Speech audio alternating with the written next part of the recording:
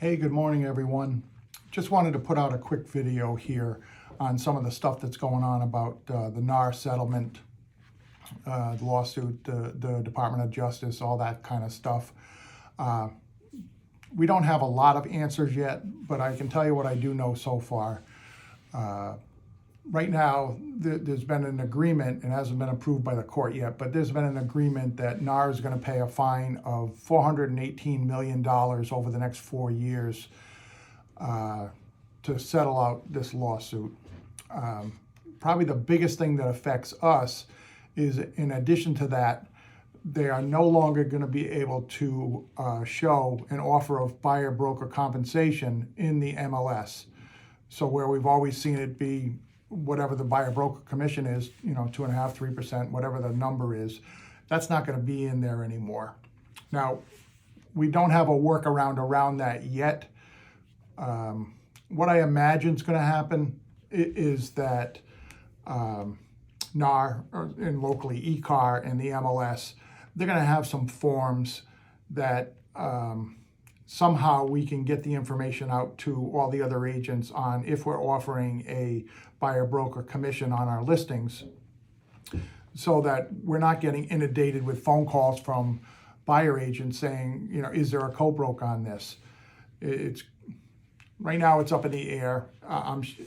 The change doesn't come until July of this year, so we have a few months to get it all squared away. But I'm expecting that there's going to be some sort of system where we input the information on what the buyer broker commission is going to be, and then any agent that goes to show it will also get that information somehow. It's just not going to be on the MLS anymore.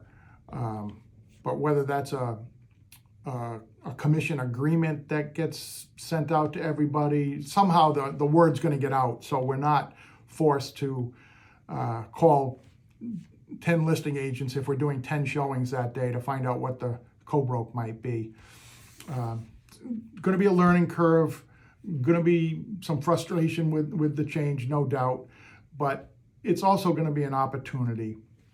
There's some things that we weren't doing that we probably should have been doing, as far as having buyer representation forms signed on a first meeting basis. That's going to be required now. You won't be able to show a property that's not a listing in our company without having a buyer broker agreement. But that's been the Connecticut buyer representation agreement for the last 20 plus years.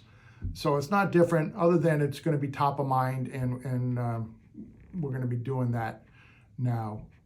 So a lot of changes coming up, a lot of information to come out over the next couple of months while we get it organized. But overall, it's not going to be a big deal. It's going to be a little bit of a learning curve for all of us.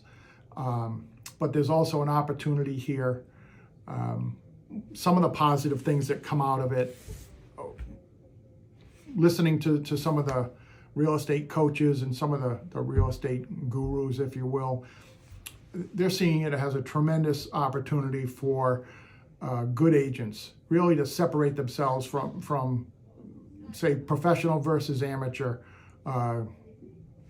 educated versus non-educated or uneducated. So it's going to be an opportunity. We're probably going to lose some agents out of NAR, whether they retire or they just take different jobs or whatever, because the changes might interfere enough in their business that they can't sustain a living from it. But I think the vast majority of us, especially in our office, we're all seasoned, qualified, professional agents. Going to be a little learning curve, and we're going to prosper. We're going to find that some agents leave the business, and what that's going to do is increase each of our agents' market share. So overall, I see this as a positive. I don't like it. I wish it wasn't there, but there's nothing we can do to change that.